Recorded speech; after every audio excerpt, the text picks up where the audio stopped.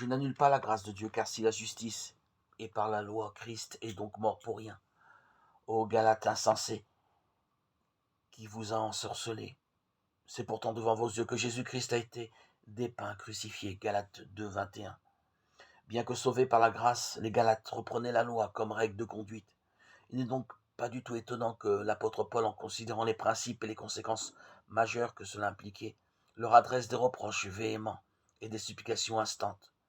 Jésus-Christ ne leur avait-il pas été énoncé avec le plus grand zèle et même dépeint crucifié devant leurs yeux? Allait-il vouloir échanger de nouveau la bénédiction et la joie de connaître le Fils de Dieu qui s'était donné lui-même pour eux contre les dures exigences d'une loi qui ne donnait et ne pouvait donner quoi que ce soit? Détournerait-il légèrement leur regard des amères souffrances que Christ avait connues sur la croix? Feindrait-il d'ignorer que, dans ce monde, ceux qui affirmaient garder la loi de la manière la plus stricte avaient déversé tout leur mépris, leur insulte et leurs injures sur le Fils de Dieu?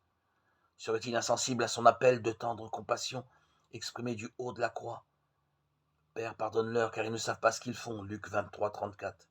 Et à son cri déchirant de douleur et d'angoisse. Mon Dieu, pourquoi m'as-tu abandonné? Psaume 22, 1. Rien en vérité ne peut être plus tragique que de se détourner de Christ.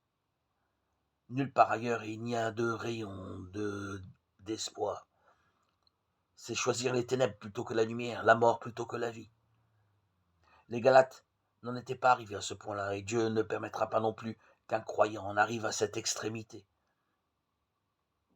Mais le moindre éloignement de cœur à l'égard de Christ est dangereux.